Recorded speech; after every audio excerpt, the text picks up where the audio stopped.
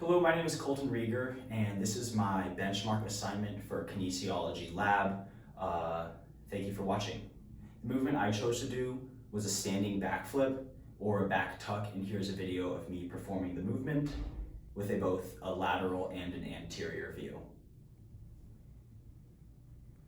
So the movement depiction is that we start in a neutral position, your traditional athletic stance, knees bent, feet forward. This is kind of a modified vertical jump. So we're going to see the traditional preparation, propulsion, flight, and landing, but all we're adding is a 360 backward inverted rotation, and then we're trying to land back where our feet started or a few feet behind. The purpose of this movement is to utilize the stretch shortening cycle. We also are able to decelerate a very high velocity movement, and it also trains our knees to land in a safe manner. Next, we're going to do an anatomical breakdown while we go through the 4 phases of the movement, beginning with the preparation phase. This is where we focus on the counter movement portion, where we see flexion in the knees and hips and dorsiflexion in the ankles. The purpose of this is to store potential elastic energy in our tendons that we can transmit into kinetic energy. In the next stage, we have the propulsive phase, or the power amplification phase, and this is where we use all that elastic energy that we stored in the counter movement jump and are transmitting it concentrically into this high power jump. We're really going to focus on high vertical power and high angular velocity power. Next, we have the flight phase, and this is where we deviate from the traditional vertical jump because we are focusing now on that 360 inverted backward rotation.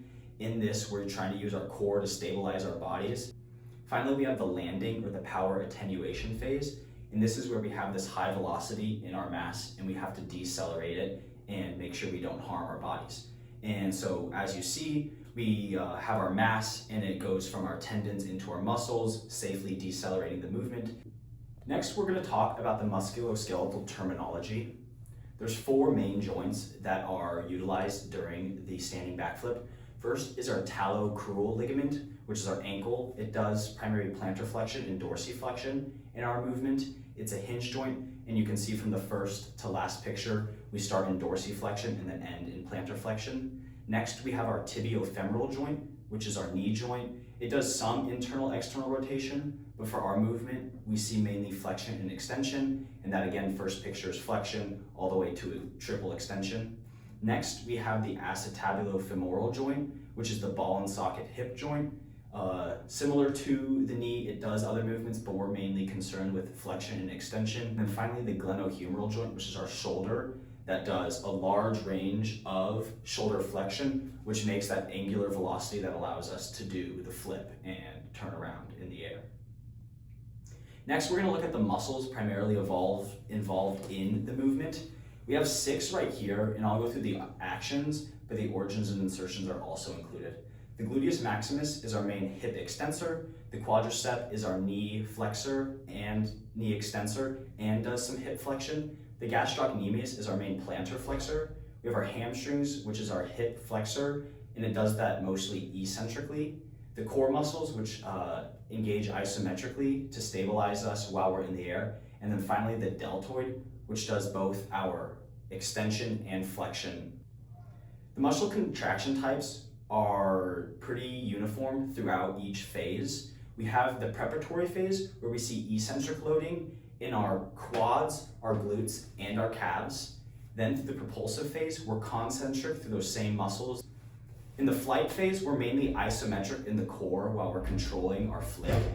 And then finally, and we also have some hip flexion that brings our knees to our chests that allows for that further angular velocity. And then finally in landing, just like in preparation, we're eccentrically controlling our body's mass as we're landing on the ground. The agonists are the quads, the glute maxes, and the calves. The main antagonists are our hip flexors during triple extension.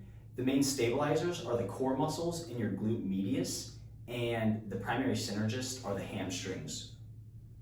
Looking at the force velocity curve, we see that a high force is often associated with a low velocity, and a high velocity is associated with a low force.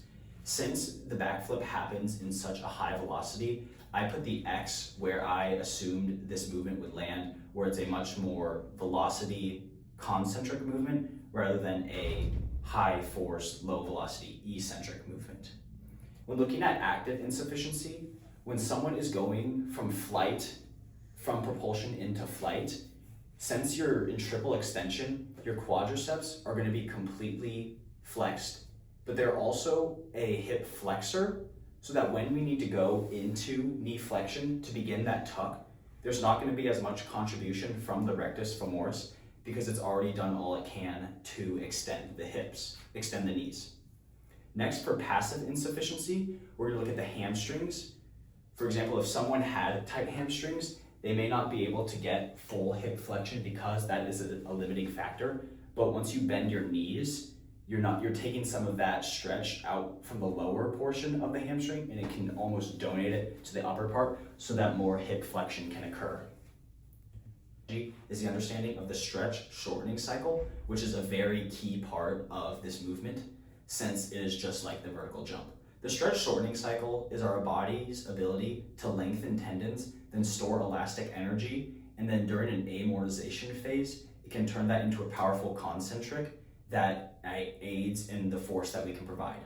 Next, we're looking at the length-tension relationship. We know that our muscles prove optimal force when at a resting potential, but we also know that there's a passive force that our muscles can use once we've used all the active force. For example, when you go down, you're going to store elastic energy in the Achilles tendon, so that when we flex, it'll provide force in triple extension, but also the passive force that comes from our elastic energy will also recoil, providing force that allows our knees to get over our head during the backflip. In all movements, there are optimal ranges for it to occur in, and I've broken those down as seen right here. In the backflip, we see one first-class lever, and that's our vertebrae, with the fulcrum in the middle for flexion and extension.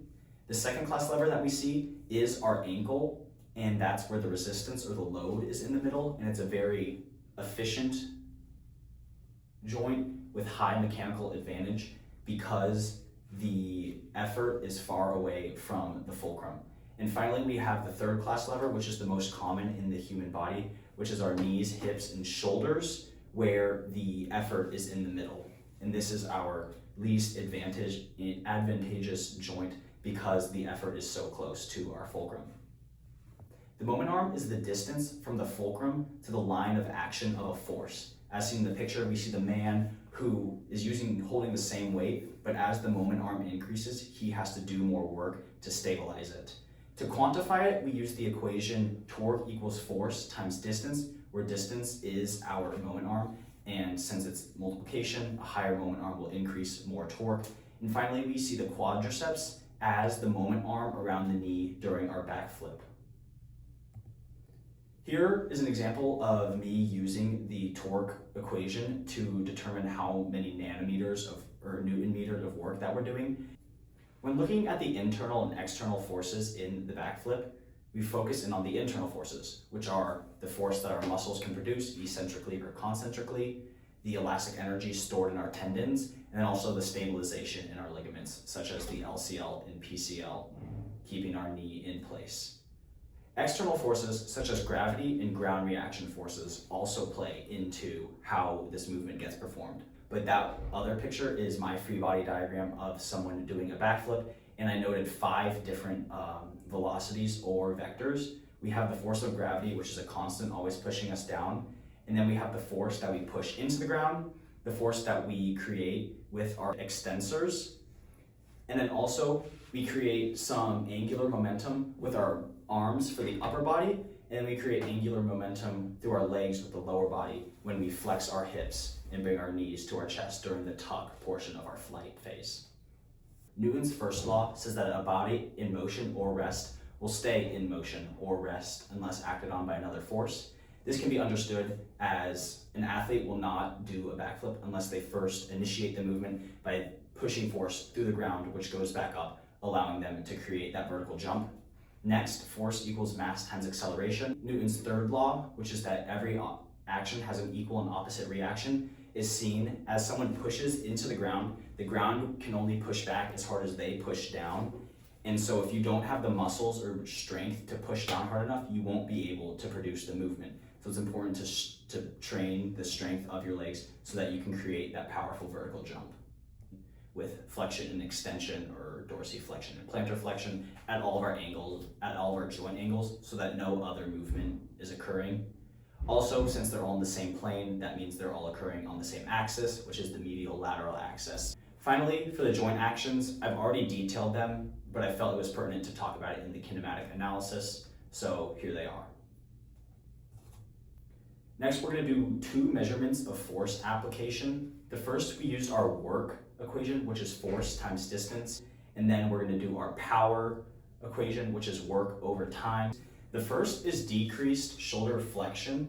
With a decreased shoulder flexion, you wouldn't be able to create that angular momentum of the upper body. The other is weak hip flexors. Hip flexion is also important to create that angular momentum, except through the lower body. And then the bridge between those two is our core. With a weak core, you won't be able to translate the force you put into a spin, and so that you're more likely to stall out at the top and you could land on your head or not on your feet. Some of the injuries are injuries to the knee extensor mechanism, as talked about in class, and these will present as patellar tendonitis or quad tendonitis. We also see some ACL injuries based on landing, where our force is taking us forward and our foot is planted in the ground. And then the final injury is one that I experienced when learning to do a backflip, and it was strain to the rectus abdominis muscles, and that could be from overuse or improperly warming up.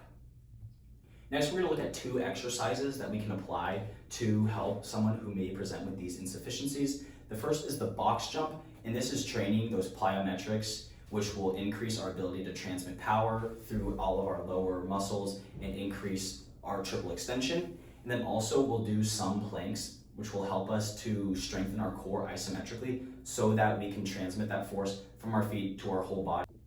When going to the discipline of motor learning, we know that motor learning allows us to do multiple reps at a less risky movement so that we can adopt the movement pattern when it comes time to needing to use it.